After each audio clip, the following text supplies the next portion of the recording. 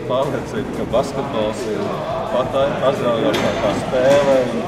Man bija liels prieks, ka skatītāji bija spēlē, ka klātesošie bija spēlē, un kad fināls izvērtās, tiešām skaists.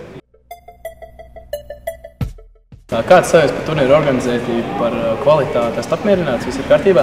Visu to labāku bija Sandim, Zēlē, Robim un Cepuru nost. Es domāju, ka tā starpa, kas te vienlaikus nozūd tas čempionāts, jo mēs jau esam dzīvi spēlējuši tā, jā. Cepuru nost gan par visiem noslēgumu nobalvošanām, neko sliktu, tikai to labāku.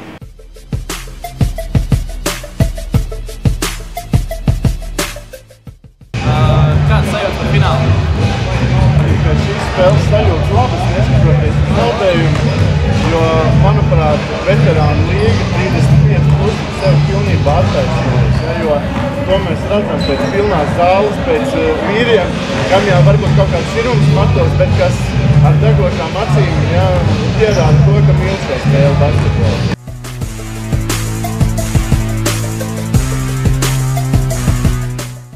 Emocijas par fināli, ļoti spraigas spēles, ļoti forši. Kādas emocijas, ko jūs no tā nesat ārā? Emocijas ļoti labas, pozitīvas, vienalga vai vinnēja vai zaudēja. Ja? Abas komandas bija līdzīgas, mums paveicās. Ja? Spēle nebija viegli, smagi, es teiktu. Tāds smags basketbols, nevis daudz iemet, ja? Tāds fizisks, ja? Bet spēle mēs šoreiz vinnējām. Ja? Kā tas vinēs, viņš ir turnīra beigas, ko labi darīs šovakar? Balīta?